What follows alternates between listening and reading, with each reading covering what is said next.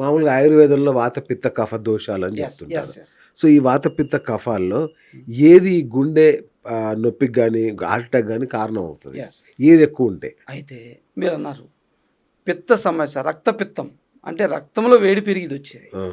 దీనికి సపోర్ట్ ఎవరు? వాతం. ఓకే. వాతం లేకుండా పిత్తం ఉండదు. అచ్చా! వేడి శరీరం అంటారు చూడండి. అవునవును. వేడి శరీరం అనేది అన్ని రోగాలకు మూలము. ఓకే. దానికి తోడు వాతం వస్తుంది. ఆ! పక్షవాతం విన్నారా? ఆ! అది కూడా వాతమే కదా. అచ్చా! అవును గదా! వాతం. ఆ, అవును. కంప వాతం, పార్కిన్సన్ అది ఆ! వాతమే కదా. ఇవన్నీ కూడా వాత శరీరగ్రస్తులకి వస్తాయి. ఆ! మీరు ఎప్పుడైనా గమనించండి, పక్షవాతం వచ్చిన కేసులలో 80% మందికి జుట్టు ఊడి ఉంటుంది, బట్టతల ఉంటుంది. అచ్చా! 80% మంది బట్టతల వాళ్ళే. ఆ! అంటే హీట్ ఎక్కువైపోయి, పిత్తం ఎక్కువైపోయి అచ్చా! వాతం పెరుగుతుంది. ఆ వాతం కొట్టేస్తుంది.